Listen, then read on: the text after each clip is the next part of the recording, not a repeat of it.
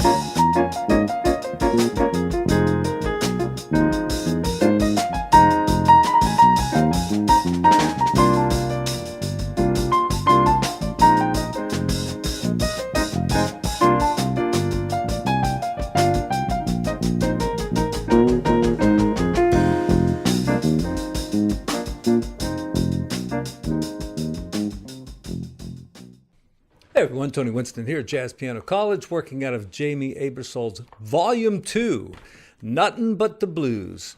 And this is a really great volume, not only for the excellent backup tracks, but he's got how many pages here? 10 pages of all kinds of stuff pertaining to the blues scales, blues riffs, how to construct a bass line, a list of stuff to listen to. And then we get to the first song here, which is called Mr. Super Hip. Now, this was recorded back in 1979, and I would have been like 24 years old then. It certainly is kind of dated, because you hear that hi-hat going, psh, psh, psh, you know, on the offbeats and stuff, which is a real kind of 70s thing. But I've often been asked about, what to do with your left hand and how to, get some rhythmic things going. So if you do stuff like 1, 2, 3, 4, 1 and 2 and 3 and 4 and 1, and puts those offbeats in there, the hi-hat's doing that right along with you. So you can work on that skill. And what you want to do is play eighth notes with the right hand, like 1 and 2 and 3 and 4 and 1 and 2 and 3 and 4 and 1. And, just practice the blues scale. Don't even try to do something good. Just do eighth notes. 1 and 2 and 3 and 4 and 1 and 2 and 3 and 4 and, kind of like that. And, put it like a half note down, and then ba,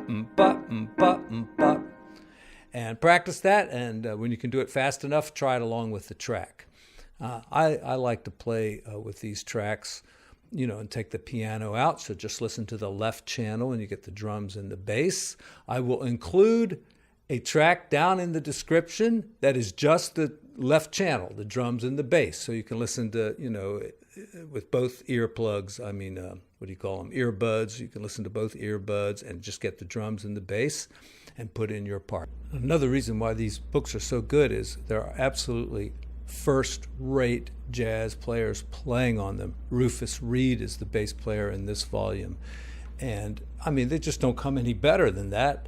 And so you practice with this, and then you go to the gig and play with your bass player, and it's like, Now, I don't follow the actual lead of the song here. It looks like it's got a lot of fourths and stuff. I'm just following the chord progression, which is pretty simple. F minor 7th, B flat minor 7th, and then we've got G minor 7th over C. Now the bass player is playing the C, so just play a G minor 7th, and then the B flat with an F minor. And these are what you call suspended chords, This is like a C 7th with a ninth, and the third, which has been suspended, you see up there. So it's really like a C7 sus, suspended. And same with this one, B flat 7th, sus.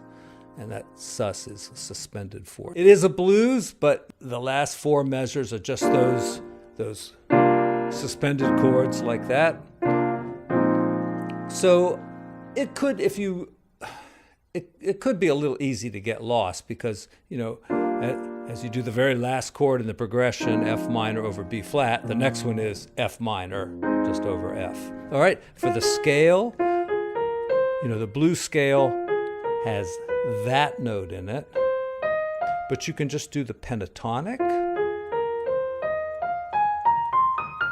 or put that blue note in whenever you feel like it sounds good. Okay, I'll jam out a little bit more on it and we'll take it home. Oh, and also, if you'd be so kind as to like and subscribe the video, that's great. But supposedly, if you leave a comment, that's even better. So go ahead and leave a comment. I don't care what it is. Just say hi or something. All right, thanks. 1, 2, 3, 4.